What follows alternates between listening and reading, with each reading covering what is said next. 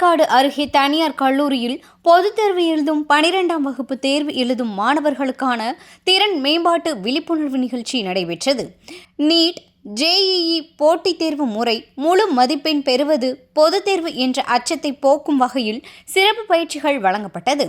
திருவேற்காடு அருகே வீரராகவாபுரம் பகுதியில் உள்ள SA பொறியியல் கல்லூரியில் 12ஆம் வகுப்பு மாணவர்களுக்கான விழிப்புணர்வு நிகழ்ச்சி நடைபெற்றது.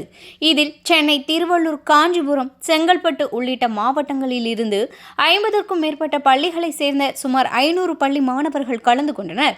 அவர்களுக்கு பொதுத் தேர்வு என்ற அச்சத்தை போக்கும் வகையில் தேர்வு எழுதும் முறை மற்றும் முழு மதிப்பெண் எடுப்பது குறித்தும் மாணவர்களுக்கு விழிப்புணர்வு ஏற்படுத்தப்பட்டது. மேலும் 12ஆம் வகுப்புக்கு பின் நீட், ஜேஇஇ போன்ற போட்டித் தேர்வுகளுக்கு மாணவர்கள் தங்களை எவ்வாறு தயார் செய்வது என்பது குறித்து பயிற்சிகளும் வழங்கப்பட்டது. இதில் பயிற்சி பெற்ற மாணவர்களுக்கு பரிசுகள், சான்றிதழ்கள் வழங்கப்பட்டது.